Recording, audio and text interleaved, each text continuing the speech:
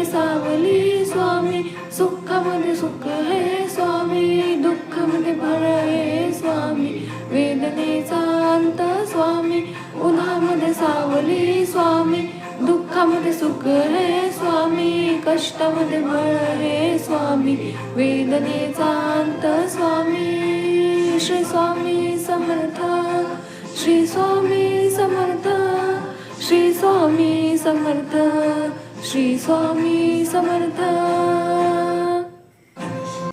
इथे मी छान असं स्वामींचं गाणं ऐकून घेतलेलं आहे व म्हटलेलं सुद्धा आहे. तुम्हाला कसं वाटतं काय माहिती, पण मला ते गाणं ऐकून खूप छान असं वाटतं.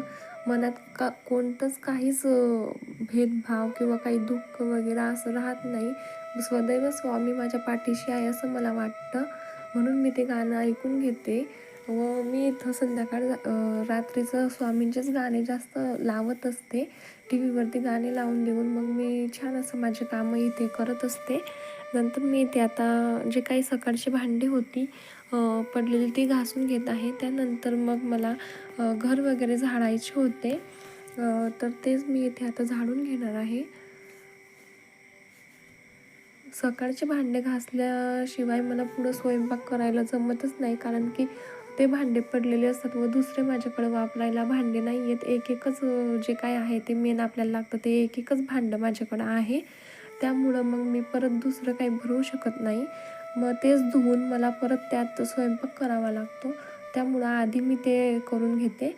मग नंतर घर वगैरे छान असं झाडून माझं आता झालेलं आहे.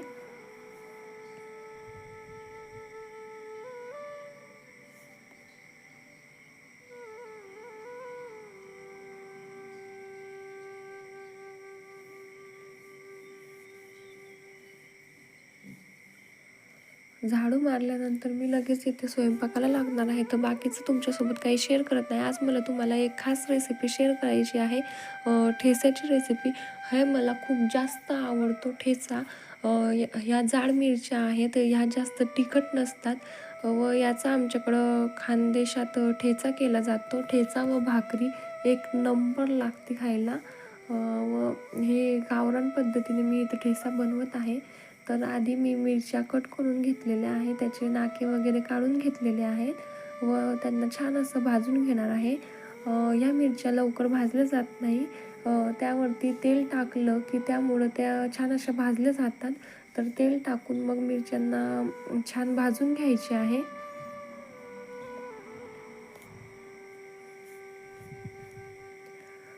इथे माझ्या मिरच्या बघा छान अशा भाजून झालेल्या आहेत. त्या मी आता एका भांड्यात काढून घेणार आहे. मी ज्यात काढते त्याला आमच्याकडं बडगी बोलतात. तुमच्या इकडं काय बोलतात मला माहिती नाही. प्रत्येक गावची पद्धत व भाषा ही वेगवेगळी असते, त्यामुळं तुम्ही समजून घ्या. तुम्ही कोणत्या पण भांड्यामध्ये ते काढून घेऊ शकतात. व त्यानंतर मी शेंगदाणे भाजून घेणार आहे.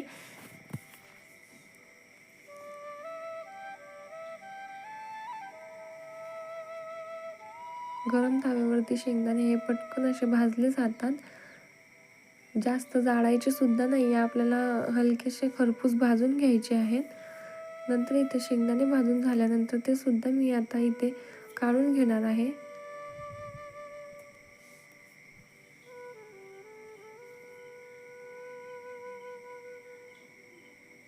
तुम्ही बघू शकता मी आता ते काढून घेतले आहे व याला छान असं ठेचून घ्यायचं आहे. ठेचल्याने चव छान लागती. तुम्ही बघू शकता फायनल लुक असा काही दिसतो आहे.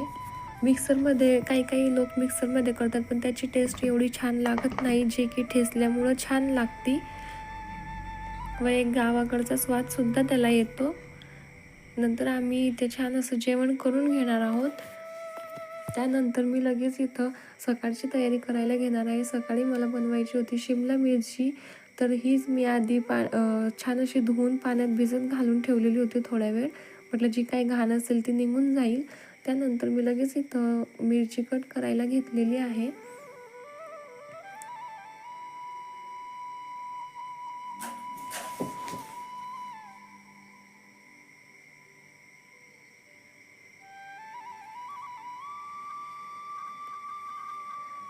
मिरची मी इथं बारीक कट करून घेणार आहे.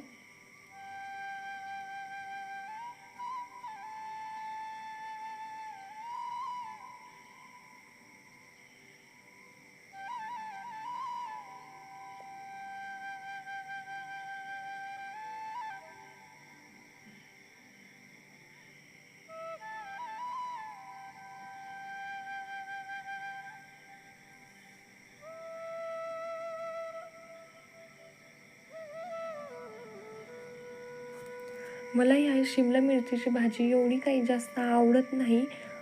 तुम्ही एवढी म्हणण्यापेक्षा मला आवडतच नाही असं जरी म्हटलं तरी चालेल. पण आता ते एका जणासाठी कुठे वेगळी भाजी करणार आणि ते जर बायकांनाच आवडत नसेल तर बायका तर ॲडजस्ट करायला खूप आहे, कारण की बनवावं त्यांनाच लागतं. त्यामुळं मग मी सुद्धा ती भाजी खाऊन घेते. आवडत जरी नसली तरी थोडीफार मी ती खाते. पण मला ही भाजी आवडतच नाही. का तर माझी बनवण्याची पद्धत चुकीची आहे का काय काय माहिती नाही मला. पण मला ती पसंतच पडत नाही. त्यानंतर इथं माझी मिरची कापून झालेली आहे. आज मी तुमच्यासोबत माझं नाईट रुटीन शेअर केलेलं आहे. तर तुम्हाला कसा वाटला व्हिडिओ मला कमेंट करून नक्की सांगा.